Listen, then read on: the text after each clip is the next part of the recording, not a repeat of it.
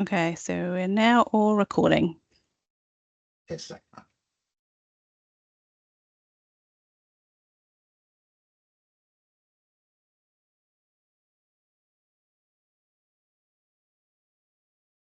Hi, Councillor Thompson.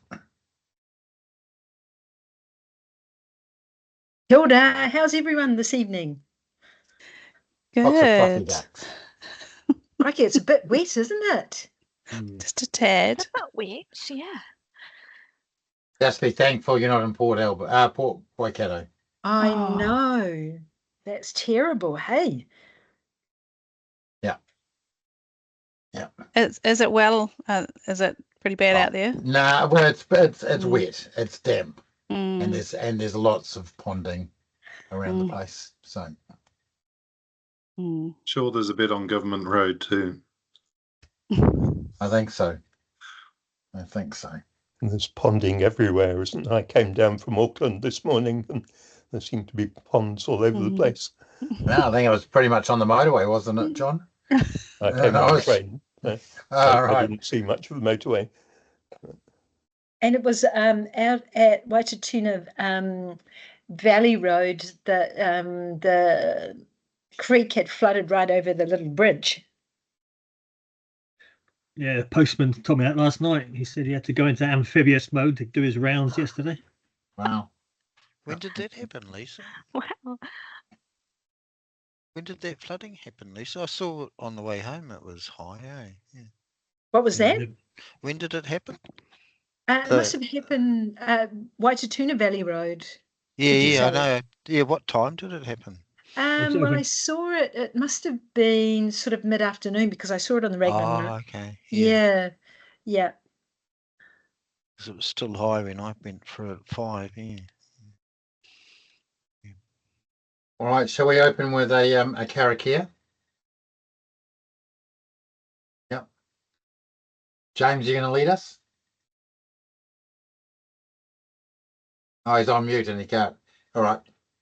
Tūtara mai e ronga, tūtara mai e roroho, tūtara mai e roto, tūtara mai e waho, ki tū e ti mauri tū, ti mauri ora, kei te katoa, hui e, taiki e. Thank you. Kia ora, thank you. Steph, we're in your capable hands. Awesome. I'll just share my screen. Is that coming through all right? Beautifully. Yep. Cool. So I thought we'd actually start with a bit of an update on the MABR plant because they've had another really cool milestone this week where the plant is now taking full wastewater flows. So at the moment, the flows are going through the MABR plant and then still through the oxidation ponds, through the UV and then out to the discharge. The reason is because the biological components are still brewing away. So it's expected to take about another 4 weeks till they reach full maturity and are kind of operating at their peak. So at that point, we will then be able to bypass the ponds and we'll just be going through the MABR plant, the UV, and then out to the discharge. So what these photos here just show, so that's the wastewater coming in, and this is the quality of the permeate coming out. So we're already getting a really clear permeate or new water, and this will only improve over the next month. So there's a party going on in the tanks, eh? Yeah, exactly. Well, there's a party brewing. Exactly. Yeah. So that sorted out the problems that were being had with the ultraviolet, was it? Which wasn't clear enough to do a perfect job. So that's now clear enough, is it? Yeah, E. coli came in at less than 10 on the sample results I saw. Good. That's as good as you're going to get from a wastewater treatment plant. Yeah. So Pete's just provided us a little bit more of an update that the water cycling of the process equipment is underway. Electrical and software testing is all well underway. The plant commissioning is complete, and now everything is kind of preparing to turn on into full service, and then performance testing will follow. So this picture on the left shows the filters. So this is pretty awesome technology. When I saw them, I thought they looked like these millions of rice noodles. So these are the filters that are at the end of the process that the water moves through. And this is where a lot of the magic happens, because the water still comes in a little bit kind of murky and leaves these filters clear. So pretty cool to be able to see them like this actually at the wastewater treatment plant now. And here's just showing that's our biological process happening. So that's the party underway with the bugs. So a lot of foam at the moment. So pretty cool. And everyone's quite excited for the opening coming up in a couple of months' time. Yeah. So swinging back now to more of the discharge consent project. So we have now completed water quality testing and public health risk assessment. So I really wanted to highlight some of the key things that have come through in the water quality report. So you're going to hear us start to use some new terminology around this treated wastewater, because it's no longer a wastewater, it is a water that can be reused. So we start to call it a new water or a permeate, but I quite like new water. So I think that's what we're going to go for in the consent. It's going to be described as a new water. And this new water meets the Australian unrestricted reuse standard. So that's a Class A. The reason that we use the Australian standard is because New Zealand doesn't currently have their own, but Australia are recognised as the world leaders in this area. So we're using, the best standard that there is to compare. The new water will contain no pathogens, and that makes it safe for immediate contact. So I think that's a really important point, that even though it's not water we're saying go out and drink, it is water that once it leaves the plant and it's gone through the treatment, you can touch it. You can touch it straight away. Nothing else needs to happen to it, and it is safe. So it's water that you can use for things like spraying on parks or golf courses. It poses no risks to shellfish gathering or contact recreation. And the quality, as an example, it's better than what you would expect coming out of an average, your normal stream. So same with stream water, we kind of wouldn't go drink it, but we feel quite safe being in it and touching it and around it. Councillor Thompson's got a question there, Steph. Thank you. Steph, when you say that the new water, when it's produced from the plant, that's a little bit later down the track, eh? Or is it doing it now? Hopefully it will be doing that in 4 weeks' time once the biological cool. process is fully matured. Yeah. Yeah. Okay. Yeah. Thank you. The minute we put it back into the ponds, it's no longer new water.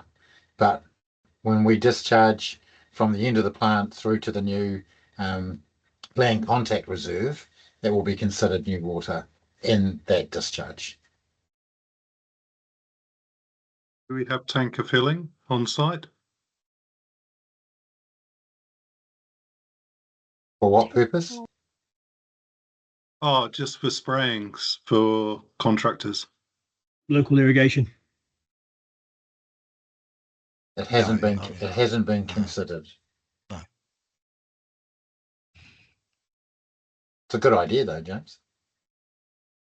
I don't know whether we've got enough room now. Dust suppression and yeah, like I say, parks and golf courses in the summer when it gets a bit hot and dry can be a good use. Yep, definitely options there.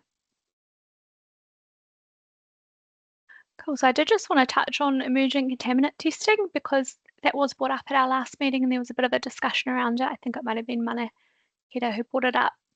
But I've gone back to our project team and our environmental scientist, Garrett, and he did confirm that emerging contaminant testing was done in 2020.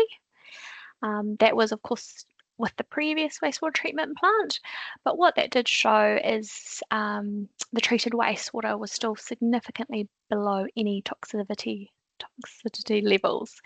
So with this new MABR, it will remove even more potential emerging contaminants than the old treatment system did.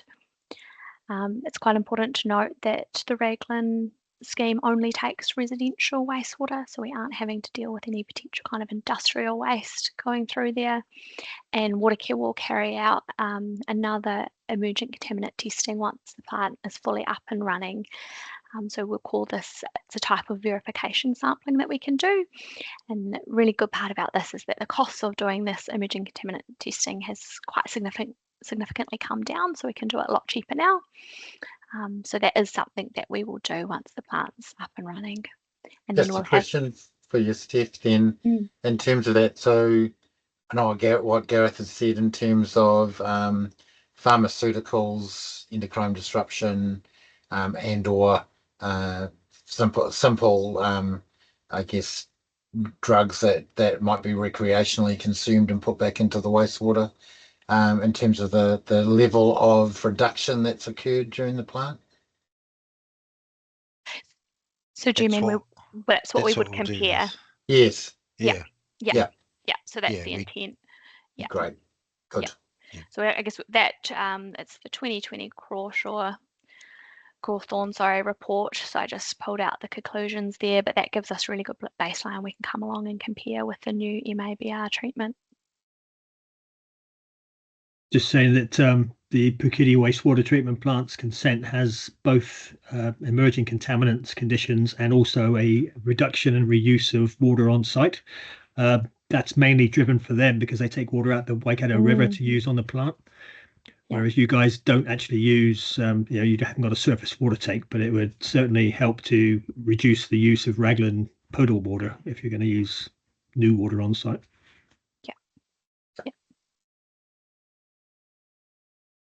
Are there any other questions on that emerging contaminant testing?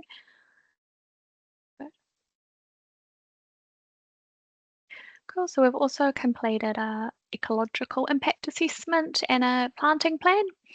So the assessment concluded that at the moment the gully has a low ecological value, but really has significant opportunity for restoration potential, and that the scheme along with the planting will improve the ecological value of the gully. So it's also good to note that the planting also provides a biological transformation of any residual toxins or nutrients that have come through the MABR. So it does provide, yet again, another level of that polishing treatment. And they are starting to do a lot more research and use them more commonly for what they call phytoremediations, which is the removal of any toxins or nutrients out of the water and into the plant. So it's really quite interesting. The planting plan that we've prepared just identifies different types of plants for the areas of the gully, and it lists some good species that can be used for a lot of that sucking up of water and the nutrients, but it doesn't tie us to doing anything specific. It just gives us a really good base of a planting plan that we can then take and work with Angeline in the nursery on. Oh, did you have a question, Lisa? I was just going to say kia ora to Angeline, and I'm not sure if Angeline's seen, Steph, if you wanted just to go back to the first pictures of the treatment plant, because I think, Angeline, if you haven't seen those, you might... Oh, you've just gone back on mute. You're going to Sorry. I actually have, sorry.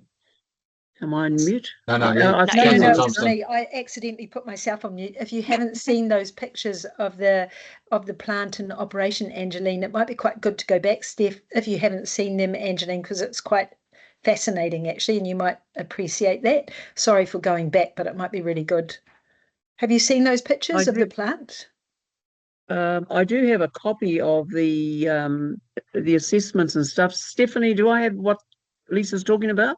Oh, they're the photos that Richard showed you today that he took of the plants. So just the comparison of the water coming in and going out after yes, I treatment. saw that. Yep. Yep, I've seen that. Yeah. So we had quite a good catch up today. Went over a lot of this. Yep. Can I just check what we're looking at with that map? It's on the sorry, of course. left-hand side. Is that Wainui Road? To the beach, isn't it? Underneath the the beach. legend. Yeah, sorry, this is the beach. Oh, that's the beach. Oh, okay, it's This that is gully the we're talking beach. about. Yeah, so this is the gully. Sorry, that is quite hard with this overlay here. So kind of where my cursor is about the location we would look to have the outfall, and then all through here is the gully, where this green kind of planting is shown here. This is currently the grazed farmland around the gully. So we could look like a to lake. But it's presumably just wetland, is it? Or what's the blue? The blue, yeah, so this is just kind of the wetland type environment of the gully. It's just shown in blue on to help differentiate between different types of wetland planting that we can put down there. Yeah, so sorry, this does not indicate a lake or kind of water body. Yeah. Okay, thank you.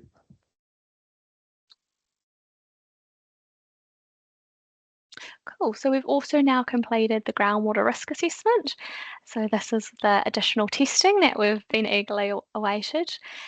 This is an updated version of a plan that I've shared with you before. So this now shows the additional hand augers and testing that was done further down in the dune system.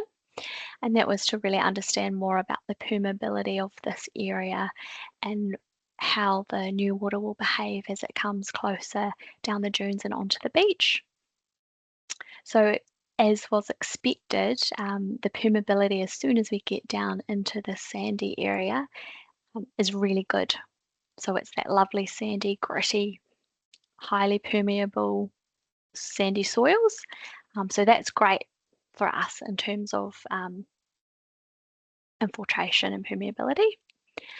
But I can do a quick refresher for us that what we have established as we come down the gully is we do have the shallow groundwater table. So what we expect is that some of the new water will permeate through, but it will hit the shallow groundwater table and it will pop up at these springs, and that happens naturally now. That happens with the stormwater runoff. Then it will disappear again, come along here at the shallow groundwater table and pop back up. So whilst we do have some water re-emerging as we come down the gully, we should get some really some good kind of infiltration and permeability through the sand dunes. So with the groundwater risk assessment, we now feel like we understand enough about how the new water will behave across the beach. So we're really quite comfortable that we're at a stage where we don't think doing any further type of testing or modelling will give us any more than what we already understand, or any more than what actually just running the new water discharge will tell us. So we do have to recognise that we've got a lot of really dynamic coastal processes happening. So we have to look at not only what's happening with the surface water, but also what's happening with the groundwater and how they interplay with the beach and the gully environments. So there's quite a lot going on, but I've tried to give some really high level scenarios. So we will definitely make this groundwater assessment available for everyone to read, but just tried to pull them out into some quite high level, more easier to understand scenarios of what we could be dealing with. So when we have heavy rain or storm events, the new water discharge is insignificant to what naturally occurs by natural stormwater flows that come down the gully from the catchment and onto the beach.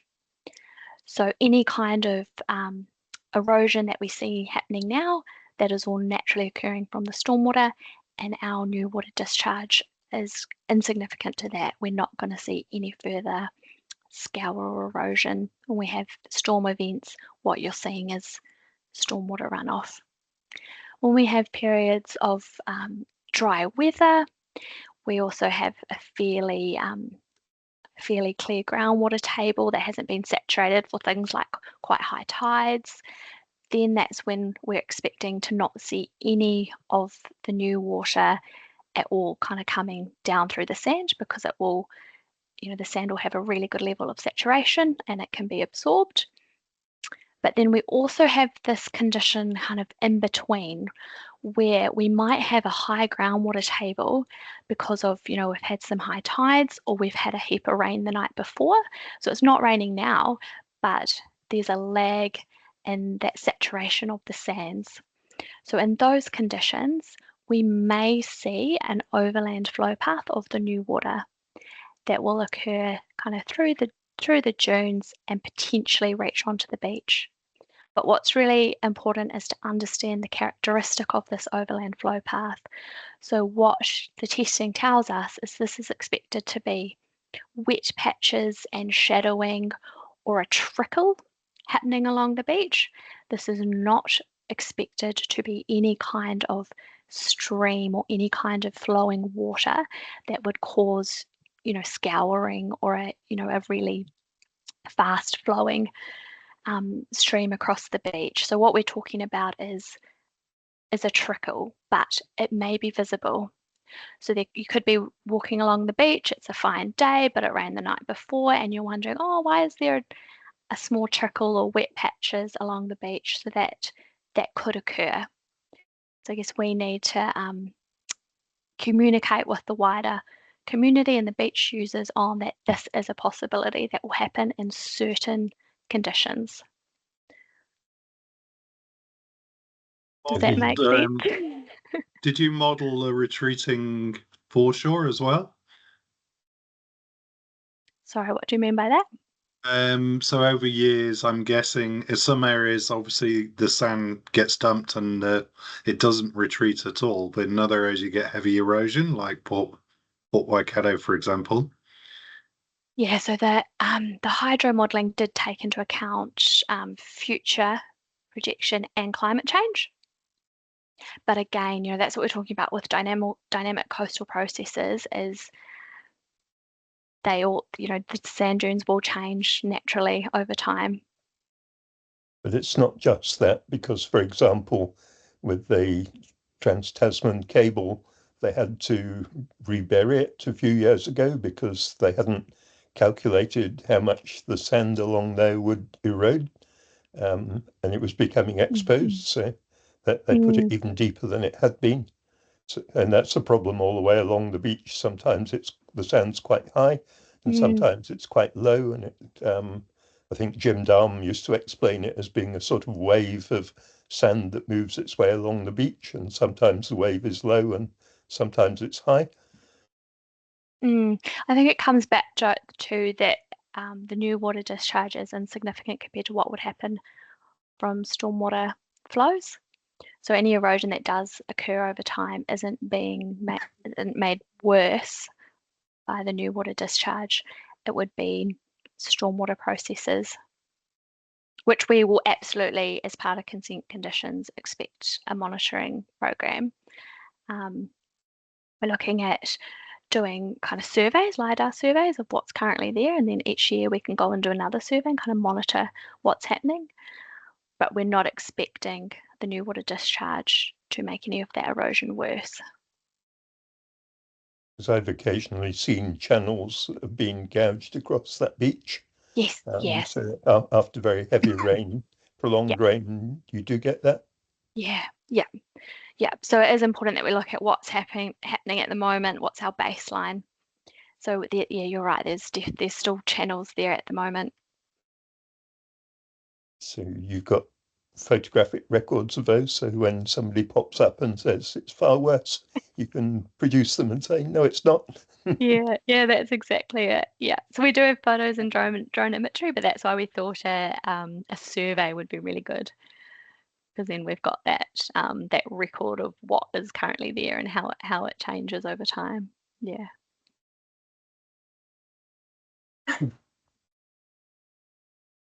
So when you say that, do you know what the current stormwater flow is onto the beach in that spot compared to what the wastewater flow is going to be?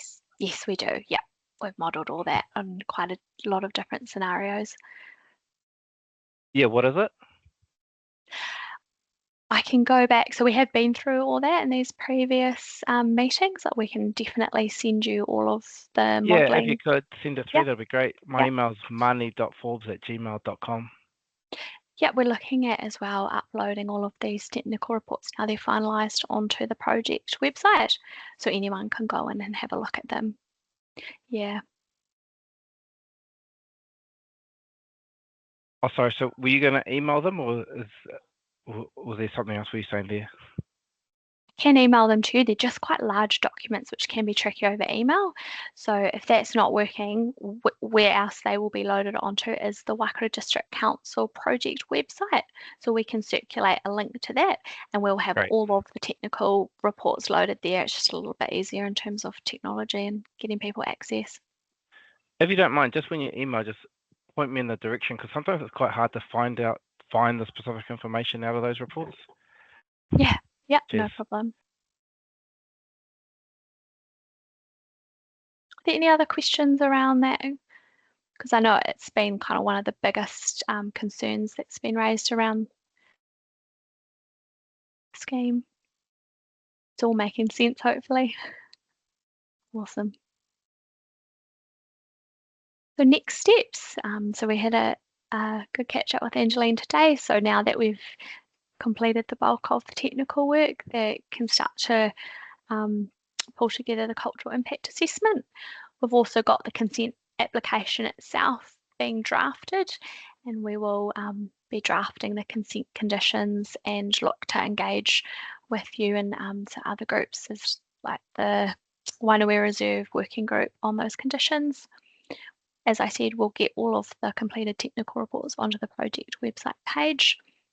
We're still looking to hold a drop-in session because we want to look back to the wider community on these technical findings. We did talk about at the last meeting trying to marry that up with the plant opening, but just logistically isn't looking practical. We do have to limit the amount of people we can have on site, so we will do something separate. Open to suggestions on if you would like another community hall meeting. Otherwise, we thought some drop-in sessions at the library where we could kind of talk to people one-on-one and have up information can work quite well. And then we've got ongoing engagement with Waikato Regional Council and the working group. That's all I had as a terms of an update. Any other questions? Kia ora. A couple of meetings ago, I was asking about testing to actually understand what is in the discharge. I understand you guys were going to do some testing to understand, what it is you're discharging onto the beach. So I just wanted to follow up to see if that was done. Yes, so you talked about the emerging contaminant testing? Yeah.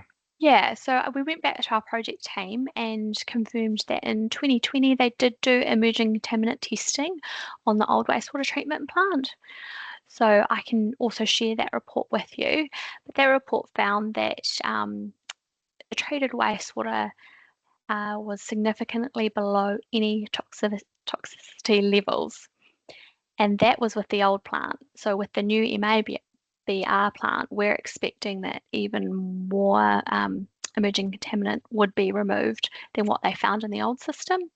So what we're going to do is once the plant's up and running at full capacity, which we're expecting in about a month's time that will happen, we will then go back and do another round of emerging contaminant testing.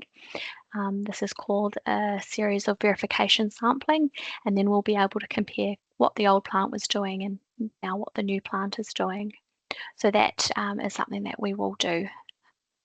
Just got to give the plant a little bit more time to get fully operational. Thanks. And does that include pathogens? Yeah, so that's emerging contaminants, but in terms of pathogens, we've also done water quality testing and public health risk assessment. So what that's found is that there will be no pathogens that will come through once the water has been treated through the MABR plant. So the quality of the new water being discharged is what they call an unrestricted reuse standard. So that means it's suitable for immediate contact. So we're not saying to people go out and drink it, but it is safe to spray on parks. You could spray it on the golf course, and people can touch it, and it's safe. And it's safe in terms of public health. Well, thanks. Do you mind when you email me just pointing me to those reports as well, please? Yep. Thanks. They've all drafted. We're just going through our final verification process, so they will be maybe a week away, but they'll all be loaded onto the project website. Can I ask whether the Mongatafu Road option is still a possibility? Because No, John. it's just that No. there's a report come out from Roading about 8 days ago, which talks about designing the roads so that they can accommodate pipes going up there. And I'm just wondering whether that means Roading's not been talking to you or whether there's something else going on. The servicing strategy, which covers the additionally zoned land up and behind the existing rangatahi, does have pipes and wastewater proposed in that area, John. But early on, you're absolutely correct. We did look at the future roadings as potential road routes for that option, but their option is discarded. Okay. Yeah. So it just confirms that they've not been talking to you. Yeah. Okay. Thank you. No. I think the story still is true that there will be water mains and wastewater mains. You know, we've got a layout basically for that, and they've done the same for roading. So our pipelines will be within the proposed road corridors as they develop those areas, if and when that ever happens. Yeah.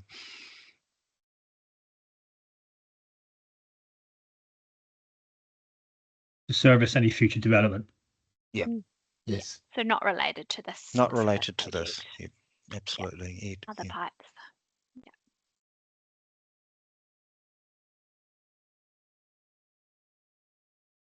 Was there anything else?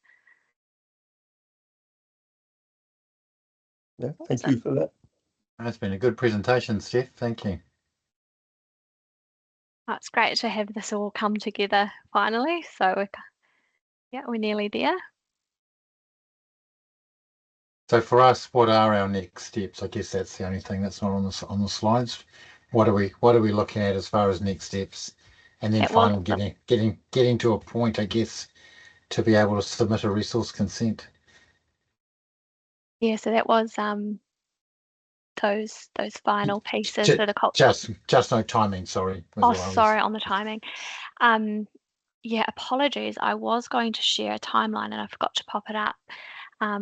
But probably we're aiming and sort of talk to regional council about to lodge in about September, October, and that will give us time to go back out to the wider community, complete the cultural impact assessment, and make sure we have done really thorough engagement with all the interested stakeholders and groups. And then I think around September, October, we'll be in a good position to be able to lodge the resource consent. I'd love to say that we'd have it granted by the end of the year, but with the Christmas shutdown period, we may be looking at kind of early January 2026 consent granted. Ed, you're not looking for Christmas leave, are you? No, not allowed. So actually, while we're on that, Nicola Holmes, who was going to be the consenting officer, has resigned recently to go work for some crew called Waikato District Council. So we'll be having a new consents officer who will be taking over the Raglan project. We haven't decided yet. Okay, that's a shame. Okay, thank you for letting me know, Ed, because I caught up with Nicola last week and she didn't tell me that. Yeah, that was Nicola at the meeting we had with you, Ed, last week. Yeah, that's right. Yeah, but Nicola and Stephen Howard too. He's gone back as well, so he's gone back to Waikato District. So they've poached 2 of our staff this week. Might be you pay enough. I can vouch for that. I can definitely vouch for that. They won't get much better at council, I have to tell you. So it must be just a shorter route to home. Yeah. Better parking. Better parking. Okay. Yeah. Thanks for sharing that, Ed. Do let us know who the new processing officer will be, because we'll make sure we touch base. Awesome. Thank you. Angelina, I wonder if there's any thoughts you'd like to share in terms of this process and where we've got to. So you're on mute, Angelina. So as I discussed with Stephanie today, now that we've got the data and stuff, I'll be making a presentation to the marae, just informing them that we're at this stage, and also inviting the council to come to the next meeting. I can't put it on this month's agenda. It'll be on the next one. So that's an invite for Stephanie and Richard and whoever's going to present that to our people. So I'll arrange that this month, and you'll get a different audience. So, and the other thing is also the opening of the plant. So that's another issue that I'll be discussing about what our people want to do, whether they want to come there and do a blessing prior to the opening, which is on the 5th, I understand, of the actual new plant, or whether they want to be part of the whole thing, which is pretty restricted in numbers because of the site that it is. So that's something else, and I'll give feedback once I've got answers about that. And in the meantime, now I've got the information, I can start on a cultural impact assessment that can accompany the resource consent. Thank you. In terms of the opening and the blessing, I guess we want to try and treat as sensitively as we can without ruffling feathers or causing consternation in that area. So welcome your feedback in terms of what you'd like to do, how you like to achieve it, either on the day or before the day. Yeah, I'll get that back to you as soon as I know. So we meet, I think, the first week end of July. So that'll be about the 4th or something, or 5th, I can't remember, somewhere there. Lovely, thank So you. it's a whole month before you open the plant, I think, isn't it? Yeah. Yeah. Is that right? Yeah. Yeah. Yeah. Wonderful, thank you. All right. Any other questions or observations? If not, then perhaps I'll close with a karakia. Closing karakia.